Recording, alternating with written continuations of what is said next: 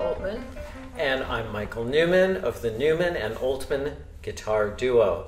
Today we're here with our next top tip for practicing proficiency for strings by mail.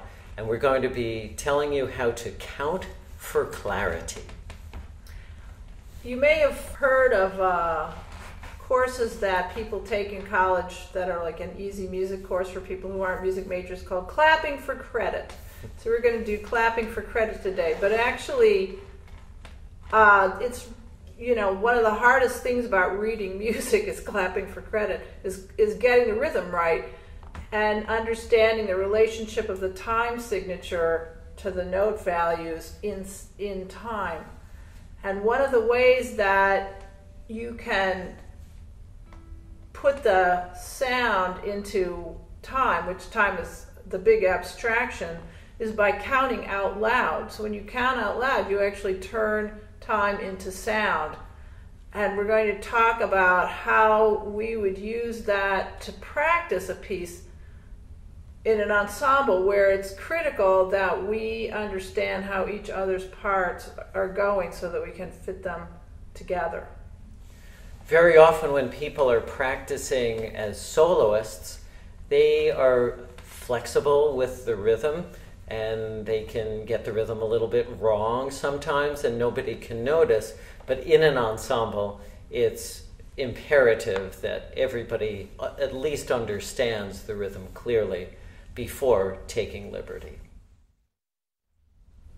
When you count out loud, there are different, sometimes referred to as chants, I guess, or things that people say to represent the note values passing. And some are ones you've heard before. So if I click a steady beat and I want to say these are quarter notes, in each measure, let's say there are going to be 4 of them, as in 4/4 time, then Michael would say 1, 2, 3, 4. But if there are eighth notes, now he needs to say something to take the place of the eighth notes, and that is usually counted like this. 1 and 2 and 3 and 4 and. So everything he says is an eighth note. Then what if it's 16th notes? Now you have triplets, 3 notes per beat. Triplet, triplet, triplet, triplet. And then what if it's 16th notes, which would be 4 notes per beat? 1 E and a 2 E and a 3 E and a 4 E and a. But you can go past that. You could have 5s. So here's a little word you can use to represent 5s because it has 5 syllables. Hippopotamus, hippopotamus, hippopotamus, hippopotamus. And you could do 6. Could be triplet, triplet, triplet, triplet, triplet, triplet, triplet, triplet. Or find any word that has 6 syllables, word or phrase. Or how about... Can I do 7? 7. Gino Lola Brigida, Gino Lola Brigida, Gino Lola Brigida, Gino Lola Brigida. So he's trying to fit those words into this pulse, and that's how he would know where to place the notes. Each syllable, he says, is a different note.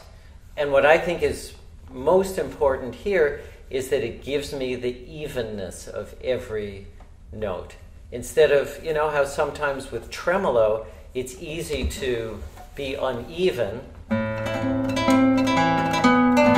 What we call galloping horse tremolo. If you were counting 1 E and a 2 E and a 3 E and a 4 E and a, it would force you to be more steady.